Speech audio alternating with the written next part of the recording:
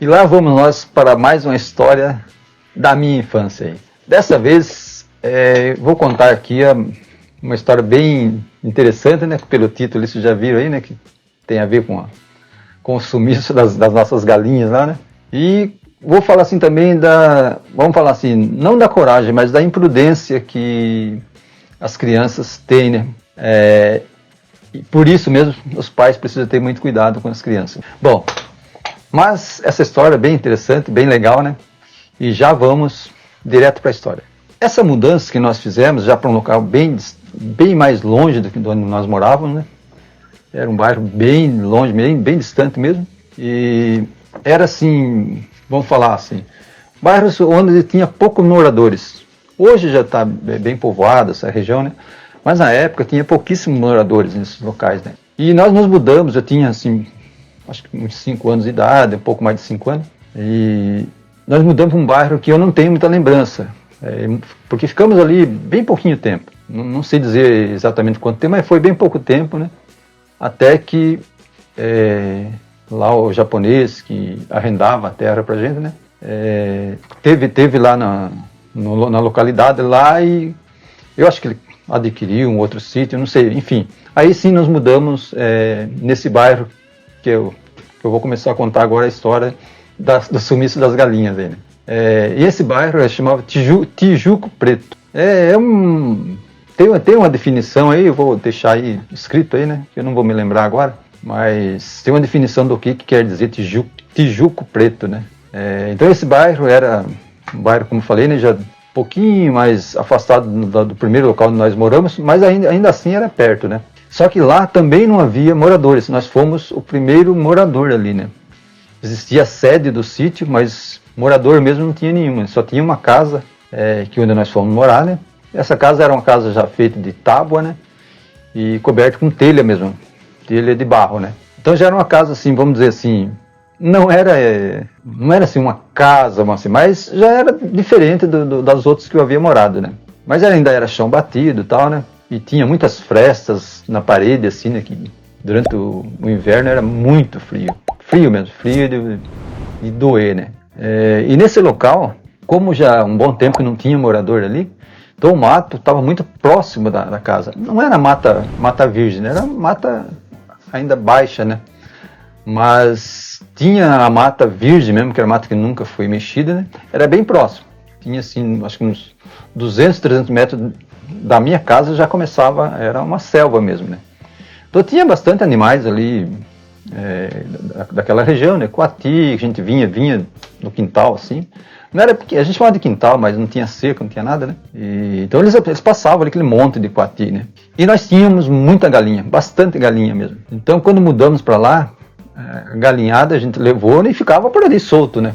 Então era assim que se criava a galinha, né, no sítio, né? Você não tinha preocupação de ficar construindo um local para elas, tal. Tinha uma árvore grande bem do lado da casa e ali era o poleiro delas, era onde elas dormiam, né? Mas já nas primeiras noites já começou o fuzuê lá à noite, né? Era só barulho das galinhadas, meu pai levantava com a espingarda, mas tudo escuro, né? E outro dia podia contar que estava faltando galinha. Isso foi assim, durante um bom tempo, né? O sumiço das galinhas, né? Toda noite o bicho vinha ali e pegava. E meu pai falava que era lobo, né? É claro que ali não tinha lobo, né? Mas tinha cachorro do mato. E eram esses cachorros do mato, muito provavelmente, né, que pegavam as galinhas. Bem, como eu falei, né, não havia moradores ali ainda, só nós. Então, só que aí, o próximo morador que veio, meu pai até ajudou a construir essa casa, né, que ficava do outro lado, tinha um pequeno, vamos dizer, uma pequena depressão, assim, né, que descia essa mata que era mais baixa. Quando subia o morro, né, aí foi feito mais 2 casas ali para novos moradores que estavam chegando, né. Essas casas, assim, já ficavam do lado, encostado mesmo na mata virgem, né. Mas onde nós morávamos ainda não era bem na mata virgem. Mas isso não importava para os animais, né, eles vinham ali, né, não estavam nem aí, né. E eu cresci, né, nessa época, com quase 6 anos, eu cresci vendo meu pai fazer coisas, né, que, para mim aquilo, lógico, a gente sempre admira nossos pais, né, mas para mim ele era assim, um desbravador, né, ele era caçador, né, caçador de ficar 15, 20 dias na mata, né? Saía com os amigos dele para caçar e ficava tempos no mato. Então, eu gostava daquilo. Então, a gente copia, né? Então, se você tem alguém que faz coisas e você está vendo, você copia, né? Aliás, essa é uma forma de você aprender, né? Por copiar, né? E então, nessa região ali que nós fomos morar, como eu falei, tinha essa mata virgem ali, né? E havia muitos animais, como eu disse, né? Hoje em dia não tem mais nada. Eu passei lá alguns anos, acho que uns 4, 5 anos atrás eu passei por lá, né? E quando eu passei me deu até uma tristeza de ver aquilo, porque não tem mais nada. Virou tudo terra de plantio, né? Derrubaram toda aquela mata virgem que tinha lá, né? E era muito bonita a mata. Tinha um riacho também que passava lá, né? Deve ter secado, porque pelo que eu vi não tem mais mata nenhuma. Eu fico imaginando onde foram parar todos os animais que tinham ali, né? Que tinha bastante. E ali então, da minha casa até o galpão onde ficava a casa da sede do sítio, que aí morava lá o patrão, tinha lá o galpão com os maquinários e tal, né? Dava uns 150, 200 metros, né? Então lá sim, lá era um local bem aberto, todo limpo, né? Mas onde nós fomos morar, não. O mato chegava até próximo da porta da casa, né? E como eu falei, né, sobre o meu pai, né? Meu pai sempre teve essa... Era dele isso aí, né? Ele era muito corajoso. Isso é uma coisa que, assim, me marcou muito no meu pai, né? Porque ele não tinha medo de nada. E eu tô falando de nada, é de nada mesmo, tá?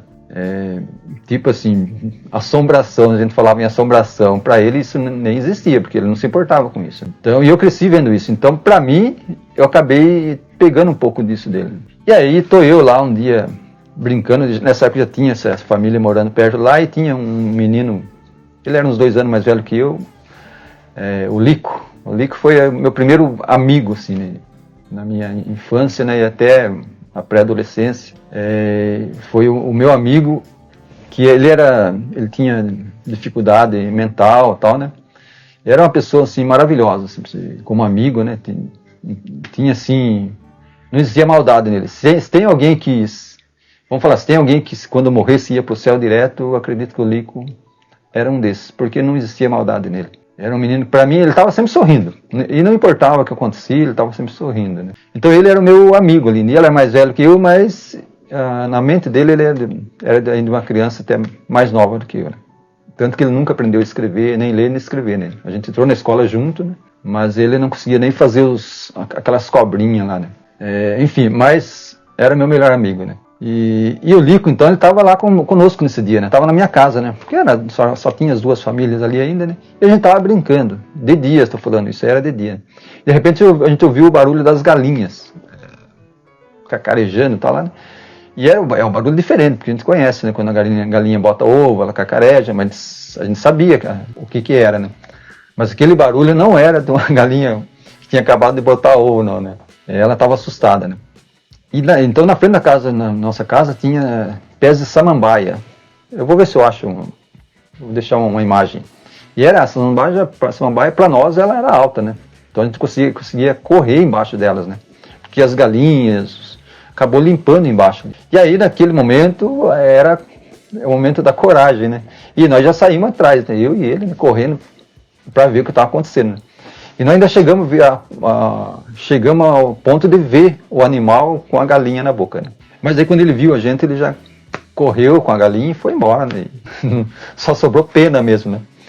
Então esse dia, né, que aconteceu isso, né, pra gente, né, foi assim uma experiência, vamos falar assim, apesar de... Era triste, porque a gente estava perdendo as galinhas ali, né? E perdemos quase tudo mesmo, né? Até que meu pai teve que realmente limpar toda a área ali por perto e tal, né? Mas sobraram poucas galinhas. Mas ao mesmo tempo, para nós foi uma aventura, né? De sair correndo, sem noção nenhuma, né? Porque o animal era quase maior que nós, né? Mas criança é assim, então, por isso que eu falei no início aí, né? Que os pais têm que tomar cuidado com as crianças. Elas fazem coisas achando que são adultas já, né? E nós dois foi assim, né? A gente saiu dali correndo, como se fosse... Eu sem nada na mão, o que a gente ia fazer, né? Ia conseguir lutar com o bicho, né? Claro que não, né? Mas aí era a preocupação da minha mãe, né? Achar a gente no meio do mato lá, né? Mas enfim, né? Então essa história ficou marcada também, né? Como eu falei, né? A lembrança do bicho ali com a galinha na boca, né? ficou gravada na minha memória. Nunca mais esqueci isso aí, né? Tanto que depois, anos depois, né, de adulto, que eu escrevi essa história. Como eu falei, né, eu tenho tudo escrito isso aí, né? Eu estou gravando os vídeos falando, eu não estou lendo as histórias, né? Porque eu tenho na minha mente, né? Mas pode ser que passe alguns detalhes aí, né? Que eu escrevi, né? Que quando eu escrevi eu estava pensando que eu estava escrevendo, né? Aqui não, aqui eu estou contando aquilo que eu vi, né? Então pode ser que fique um pouco diferente do que eu escrevi. Mas é isso aí, né? É o que está aqui, está guardado na cabeça da gente, a gente não esquece. Né? Então foi um dia assim diferente para nós, para mim, para o Lico, né? O Lico faleceu muito cedo, né? Acho que ele tinha uns 14, 15 anos, não, 16 anos. Ele faleceu com câncer. Essa é outra parte triste, né? Da infância da gente, da adolescência, né? Os amigos que a gente perde, né? Nessa fase e depois também, né? Mas enfim, né? Como eu disse, né? Com certeza ele tinha entrada garantida no céu, no paraíso, porque ele era especial. Especial em todos os sentidos. Mas então essa é a história de hoje, né? Espero que vocês tenham gostado. Se gostou, deixa o like, comenta aí no vídeo, né? Também se inscreve no canal se não for inscrito. Valeu e até o próximo vídeo. Fui.